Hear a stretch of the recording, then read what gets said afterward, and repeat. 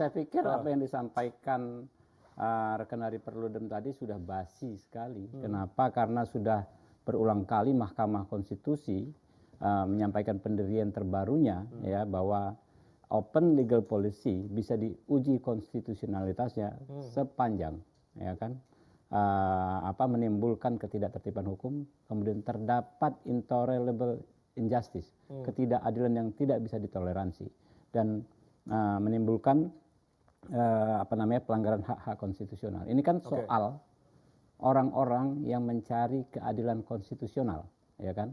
Legal standing-nya ada, lalu mereka mengajukan. Kenapa nggak pertanyaannya ya, ini pertanyaan yang konyol dari Hakim Konstitusi ya, Pak Saldi Isra.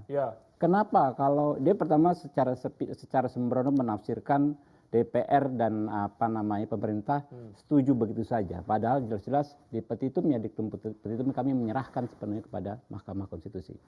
Lalu yang kedua, kenapa nggak di prolegnas di DPR? Kami sampaikan putusan Mahkamah Konstitusi itu bersifat final dan mengikat, ya kan? Kalau ada perkara sedang diuji di Mahkamah Konstitusi, berdasarkan undang-undang, kami diminta untuk memberikan keterangan.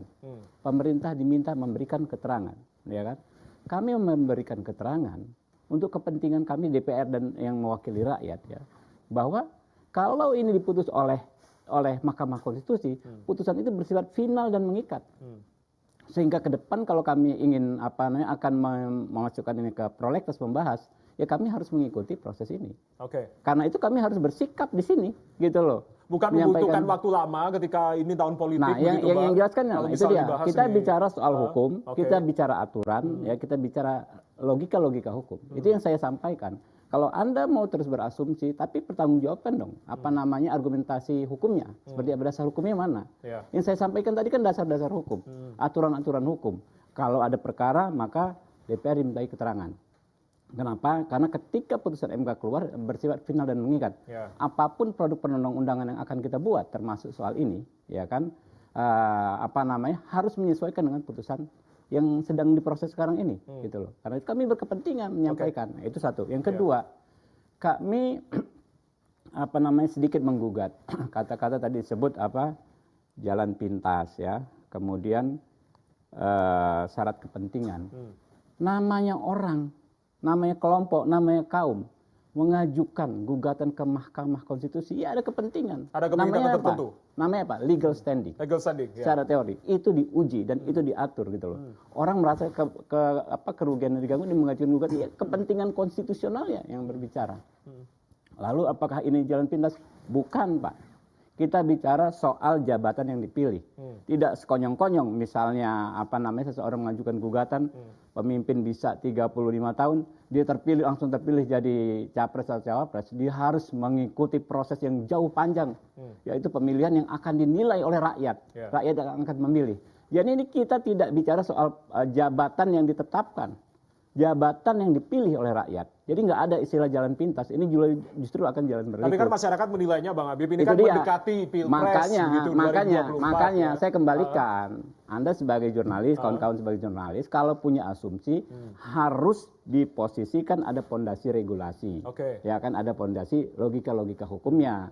Kita kan harus mengedukasi masyarakat, gitu kan ya. Kalau asumsi kita biarkan, namanya kita tidak tidak mengedukasi masyarakat. Jadi begitu. Ini bukan jalan pintas, ini jalan panjang berliku bagi orang-orang yang memperjuangkan haknya.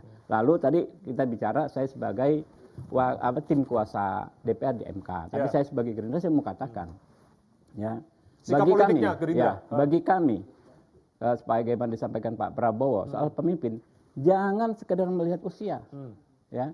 Saya juga menggugat tadi yang disampaikan oleh Pak Adi Prayitno. Kenapa di satu sisi dia bilang anak muda nggak ada masalah, karena tidak ada masalah dengan umur, ya kan ya.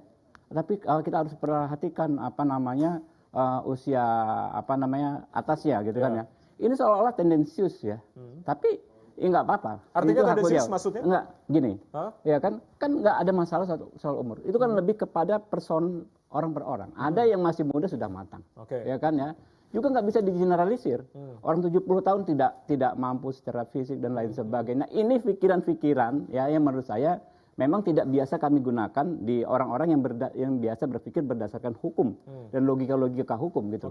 Nggak bisa kita semua kita lepas liarkan asumsi-asumsi kita gitu loh. Ya itu pilihan masing-masing orang ya mau begitu. Tapi saya harus jawab ya apa namanya narasi-narasi tersebut harus saya jawab. Terpenting publik juga harus tahu begitu, Bang. Ya itu dia. Terkait dengan makanya saya ini sedang menyampaikan apa yang saya sebut pertanggungjawaban kita sebagai intelektual.